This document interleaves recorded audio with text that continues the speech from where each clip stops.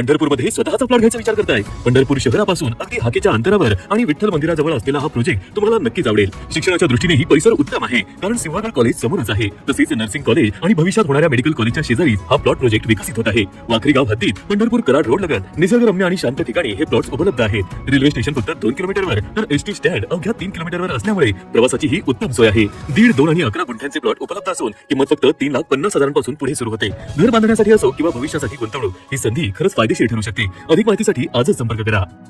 राज्यात अवकाळी पावसाने थैमान घातले असून ऐन उन्हाळ्यात पावसाने हजेरी लावल्याने नागरिक त्रस्त झाले आहेत। काल महाराष्ट्रातील बहुतेक जिल्ह्यांमध्ये वादळी वाऱ्यांसह गारपीट झाली। आज मध्य महाराष्ट्र आणि मराठवाड्यात जोरदार वारे, पाऊस आणि गारपिटीची शक्यता असल्याने ऑरेंज अलर्ट देण्यात आला आहे।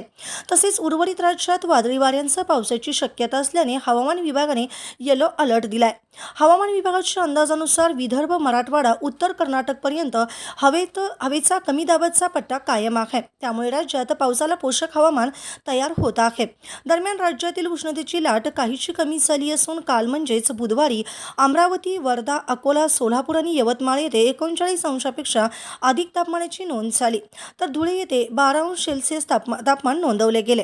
राज्यात अवकाळी पावसाने थैमान घातले असून ऐन उन्हाळ्यात पावसाने हजेरी लावल्याने नागरिक त्रस्त झालेत। काल महाराष्ट्रातील बहुतेक जिल्ह्यांमध्ये वादळी वाऱ्यांसह गारपीट झाली। आज मध्य महाराष्ट्र आणि मराठवाड्यात जोरदार वारे, पाऊस आणि गारपिटीची शक्यता असल्याने ऑरेंज अलर्ट देण्यात आला आहे।